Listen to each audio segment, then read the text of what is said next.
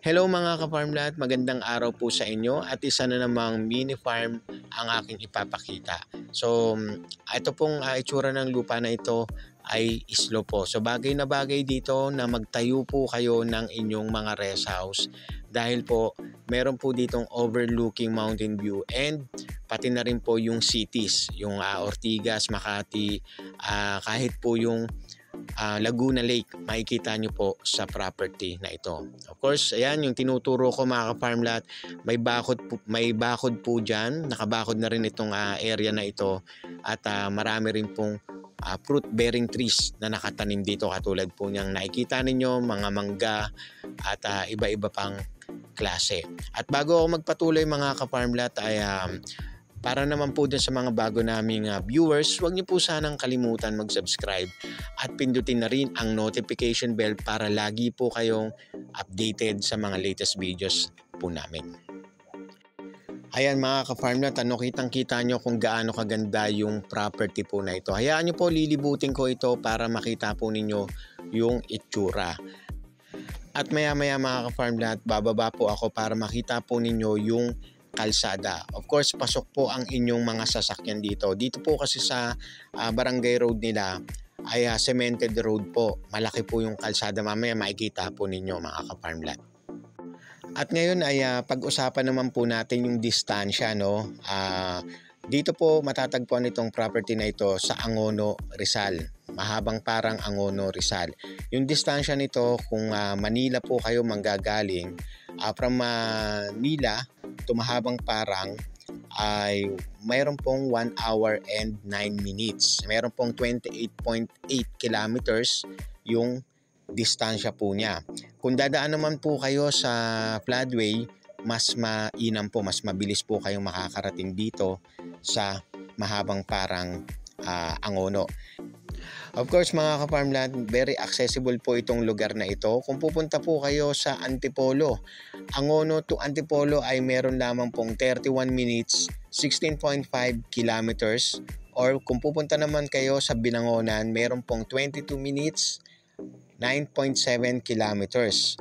Then kung mahabang parang Angono to SM Angono, ayan po ay meron pong 12 minutes lang po. 6.2 kilometers, nandun na po kayo sa SM Angono. Then kung sa Taytay naman po kayo pupunta sa SM ay 21 minutes.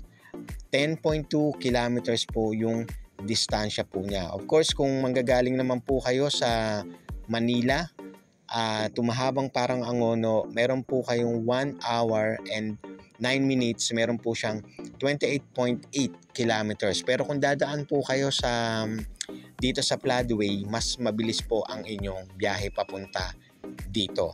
Ayan po mga ka-farmland. Then, ulitin ko lang po yung mga tanim dito. Meron po dito ay mangga, chiko, kayumito, avocado, guyabano, langka, chesa, bamboo tree, meron po sa area po na ito. So kung gusto po ninyo ng magandang environment, yung tahimik, bagay na bagay po sa inyo ang lugar na ito mga ka-farmland. Then pag-usapan na po natin yung lot area naman po nito mga ka-farmland ay nasa 3,415 square meters. Then yung price naman po nito mga ka-farmland ay nasa 3,000 per square meter. Actually, mga ka-farmland, mura na po kasi nagtanong po ako dito sa mga karatig po na lupa. Yung iba po is CLOA, yung iba naman po tax deck, yung iba title din, pero mahal po.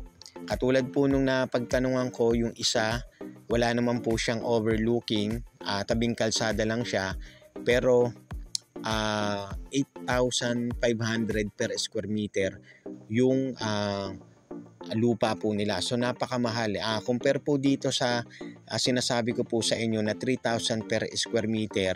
Then updated din po yung tax nito 2024. Clean title po ito mga ka-farmland, TCT title. So ready to transfer po sa inyo once na nagustuhan nyo ang property na ito. And of course, buhay po ang may-ari nito. Kung gusto po ninyo negotiate about sa price, bahala na po kayong mag-usap ni seller. Pwede ko po kayong idirekta sa kanila.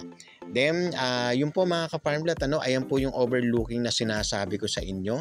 At mamaya ipapakita ko na rin po yung kalsada dito.